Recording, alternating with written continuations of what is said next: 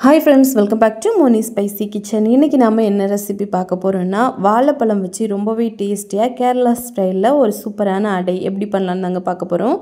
இது வந்து பாத்தீங்கன்னா நமக்கு 2 நாள் ஆனாலும் கெட்டு போகாம ரொம்பவே சாஃப்ட்டா பஞ்சு போல இருக்கும். ஈவினிங் ஸ்நாக்ஸா நீங்க வந்து கண்டிப்பா வீட்ல ரெடி பண்ணலாம். இமிடியேட்டா குயிக்கா வந்து பண்ணி முடிக்க கூடிய ஒரு ஸ்வீட் ரெசிபி. So கண்டிப்பா எல்லாரும் செஞ்சு பார்க்கலாம். இது வந்து பாத்தீங்கன்னா ரொம்ப சாஃப்ட்டா இருக்கும். இதுல நட்ஸ் எல்லாம் போட்டு பண்ணிருக்கோம் அப்படிங்கறனால குழந்தைகளும் ரொம்ப விருப்பப்பட்டு சாப்பிடுவாங்க. சரி வாங்க இப்போ எப்படி பண்ணலாம் அப்படிங்கறத நம்ம டீடைலா பார்த்துடலாம். ஃபர்ஸ்ட் இது பண்றதுக்காக ஒரு 5 பழம் எடுத்து இத நல்லா ஆவியில வேக வச்சு எடுத்துக்கணும். நான் வந்து பாத்தீங்கன்னா நேந்திரன் வாழைப்பழம் தான் எடுத்துர்க்கேன். இது ஒரு 5 மினிட்ஸ்க்கு மட்டும் நம்ம வந்து ஆவியில வேக வச்சு எடுத்துட்டோம்னா ரொம்ப சூப்பரா வெந்து வரும்.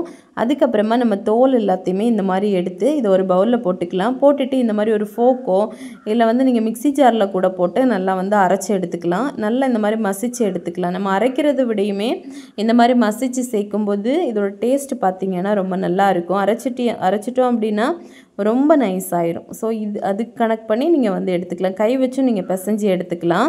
இப்போ நல்லா இந்த மாதிரி பிசைஞ்சிருங்க. இப்போ ஓரளவுக்கு பாத்தீங்கன்னா நல்லா நம்ம இந்த வாழைப்பழத்தை நல்லா பிசைஞ்சு எடுத்துட்டோம். இந்த அளவுக்கு நல்லா பிசையணும்.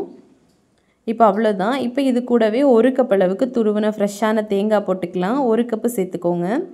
அப்புறமா கோதுமை மாவு. இது வந்து 1.5 கப் அளவுக்கு நம்ம வந்து ஆட் பண்ணனும். நீங்க கோதுமை மாவுக்கு பதிலா அரிசி மாவுலயும் பண்ணலாம். ரொம்ப நல்லா வரும். மைதா மாவுலயும் பண்ணலாம். ராகி மாவுல கூட நம்ம வந்து இதே மாதிரி பண்ணலாம். இப்போ இதுல வந்து 1 கப் அளவுக்கு வெல்லம் போட்டுருக்கேன். அப்புறமா ஒரு 5 ஏலக்காவை நல்லா தட்டிட்டு போட்டுக்கலாம் ஃப்ரெஷ்ஷா. நான் வந்து இன்னைக்கு வெல்லம் போட்டுருக்கேன். நீங்க வெல்லத்துக்கு பதிலா நாட்டு சக்கரை, பனங்கற்கண்டு, அப்புறமா கருப்பட்டி எது வேணா போட்டுக்கலாம். பிரவுன் சுகரும் போடலாம். இப்போ இதுல நம்ம வந்து ஒரு 1/2 கப் தண்ணியை 1/4 கப் வச்சு கொஞ்சமா ஆட் பண்ணி நல்லா வந்து கலந்து எடுத்துக்க போறோம். மாவோட கன்சிஸ்டன்சின்னு பாத்தீங்க அப்படினா இந்த மாதிரி கொஞ்சம் திக்கா இருக்கணும். அப்போ இந்த மாதிரி இருந்துச்சு அப்படினா தான் நமக்கு அடை பண்ணும்போது ரொம்ப சூப்பரா வரும். இப்போ பாத்தீங்கன்னா நம்ம இதுல வெல்லம் போட்டுருக்கோம் அப்படிங்கறனால இது நல்ல பொடியான வெல்லம் கிடையாது. நம்ம நல்லா தட்டிட்டு போட்டுருக்கோம். சோ அங்கங்கயா அந்த கட்டிகள் இருக்கும். இதுவும் பாத்தீங்கன்னா நம்ம வேக வைக்கும்போது நல்லா மெல்ட் ஆகி பார்க்கிறதுக்கும் நல்லா இருக்கும். சாப்பிடவும் நல்ல இனிப்பா டேஸ்டியா இருக்கும். இப்போ வந்து இந்த மாதிரி நல்லா பிசைஞ்சு எடுத்துட்டோம். இதுல வந்து நம்ம இப்ப நட்ஸ் போட்டுக்கலாம். நான் கொஞ்சமா முந்திரி, பாதாம் அப்புறமா கருப்பு உலர் திராட்சை எடுத்துர்க்கேன். நீங்க வந்து இத நெய்யில வறுத்தும் போடலாம். இல்ல டைரக்ட்டா கூட நம்ம இந்த மாதிரி போட்டுக்கலாம். இது வந்து பாத்தீங்க அப்படினா நமக்கு ரொம்ப ஒரு டேஸ்ட் கொடுக்கும். நீங்க உங்ககிட்ட இருக்கக்கூடிய எந்த நட்ஸ் வேணா போட்டுக்கலாம். போட்டு நல்லா வந்து mix பண்ணிருங்க. நெய் சேர்த்து நம்ம வறுத்து போடும்போது கொஞ்சம் ஃப்ளேவர் வந்து நல்லா இருக்கும். நான் இன்னைக்கு நெய் எதுவும் ஆட் பண்ணல. இப்போ நம்ம 1 கரண்டி அளவுக்கு மாவை இந்த மாதிரி வாழை இலை எடுத்துக்கோங்க. எடுத்துட்டு வச்சிட்டு இத நல்ல ஒரு ஸ்கொயர் ஷேப்புக்கு நம்ம வந்து கொண்டு வந்துறணும். அதுக்கு அப்புறமா நம்ம வந்து இலையை வந்து மடிச்சு எடுத்துடலாம்.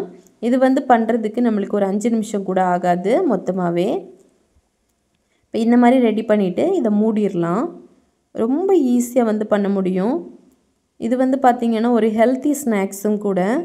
குழந்தைகளுக்கு பனானா வச்செல்லாம் நம்ம பண்ணி கொடுக்கும்போது உடம்புல அதிகமான சத்துக்கள் கிடைக்கும். அதுவும் இத நம்ம ஃப்ரை பண்ண போறது இல்ல. ஸ்டீம் பண்ணி தான் எடுக்க போறோம். சோ இன்னும் நல்லா ஹெல்தியா இருக்கும். இப்போ நான் நெக்ஸ்ட் இன்னொரு பேட்ச் நான் உங்களுக்கு பண்ணி காமிக்கிறேன். இந்த மாதிரி வாழை இலை எடுத்துட்டு கொஞ்சமா மாவு வச்சு இந்த மாதிரி ஒரு ஸ்கொயர் ஷேப்புக்கு கொண்டு வந்துருங்க. அதுக்கு அப்புறமா நம்ம வந்து மூடிரலாம். இந்த மாதிரி க்ளோஸ் பண்ணிருங்க.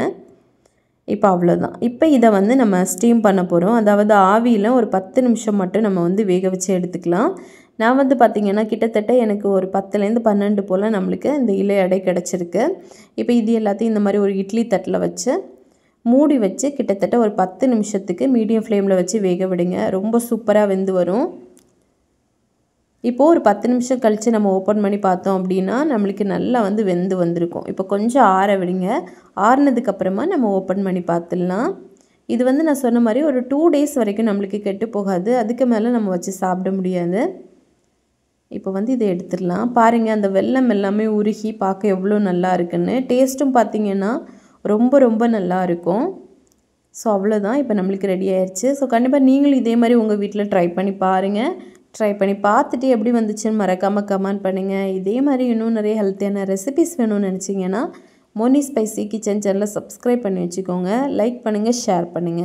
நெக்ஸ்ட் இன்னொரு வீடியோவில் உங்களை சந்திக்கும் வரை டேக் கேர். பை.